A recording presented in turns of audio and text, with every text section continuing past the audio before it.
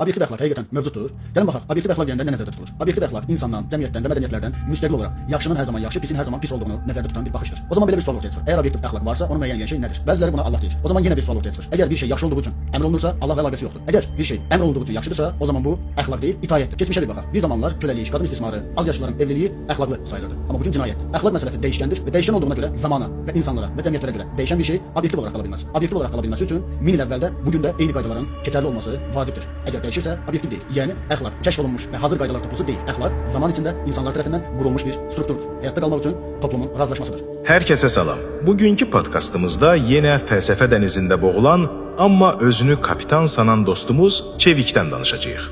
Ah, fəlsəfənin çevik təfəkkürlü, amma ağır məntiqli cəngavəri. Yenə hansı kəşflərə imza atıb? İnan ki, onun videolarına baxanda mən fəlsəfənin yerinə utanıram. Sokrat məzarına tərs çevrilir. Bu dəfə hədəfi çox böyükdür. Dostumuz fəlsəfə tarixində məşhur olan Eftifron dilemmasını tapıb. Çıxıb qürurla deyir ki, əgər bir şey yaxşı olduğu üçün Allah ona əmr edirsə, deməli əxlaq Allahdan asılı deyil. Yox, əgər Allah əmr etdiyi üçün o şey yaxşıdırsa, bu sadəcə ixtiyari bir diktaturadır.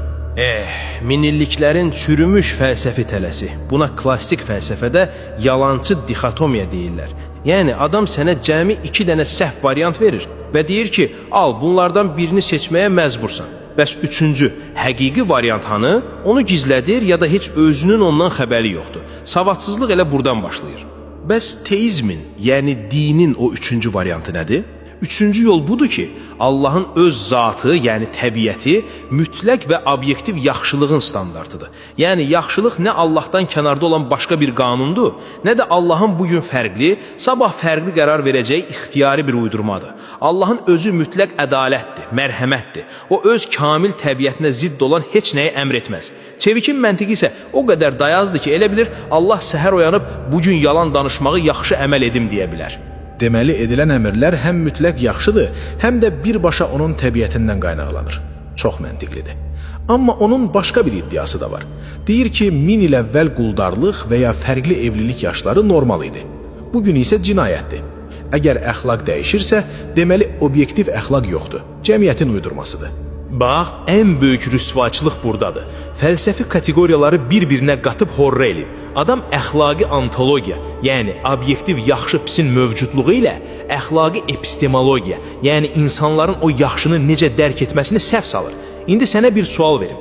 1000 il əvvəl cəmiyyət inanırdı ki, yer düzdür, eləmi? Bəli, hamı elə bilirdi.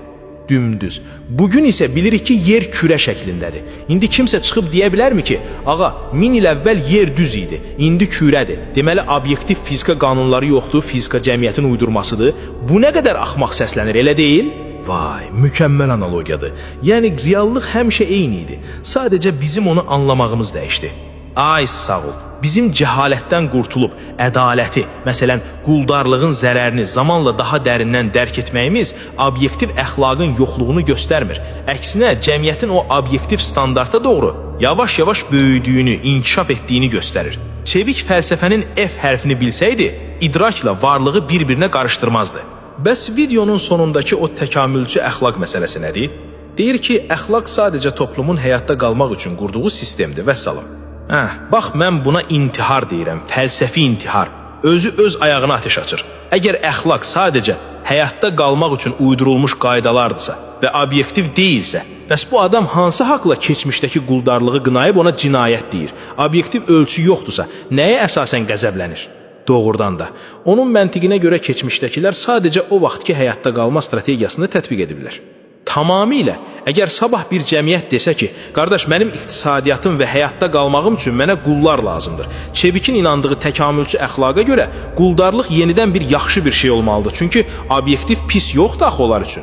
Adam həm deyir mütləq həqiqət yoxdur, həm də mütləq mənada keçmişi mühakimə edir. Atalar çox gözəl deyib, gecə kör yarasa işığı görmürsə, günəşin günahı nədir? Bu da onun kimi. Obyektiv standarta inanmadığını deyir, amma danışanda özünün də fərqində olmadan zamandan kənar bir ədalət ölçüsündən istifadə edir. Cahillik məhz belə bir şeydir. Sənə öz cəhalətini fəlsəfə kimi sırmağa çalışar.